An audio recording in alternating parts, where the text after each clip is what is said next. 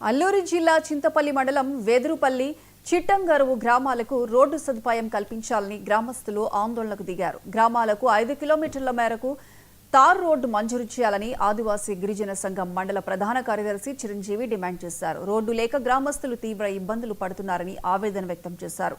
ఎన్నిసార్లు అధికారులు ప్రజాప్రతినిధులకు విన్నవించుకున్నా పట్టించుకోవడం లేదంటూ గ్రామస్తులు వాపోతున్నారు.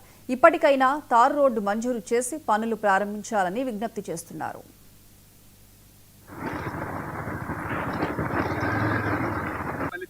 మారుమూల గ్రామం వెంటనే తార్ రోడ్డు వెంటనే పనులు ప్రారంభించాలి. మారుమూల గ్రామమైనటువంటి వెదురుపల్లి చిట్టంగరు గ్రామాలకు వెంటనే తార్ రోడ్డు నిర్మాణం చేపట్టాలి. మారుమూల గ్రామమైనటువంటి వెదురుపల్లి చిట్టంగరు గ్రామాలకు వెంటనే తార్ రోడ్డు మంజూరు చేయాలి. చేవెళ్ల బస్సు ప్రమాదంలో మృతి చెందిన వారికి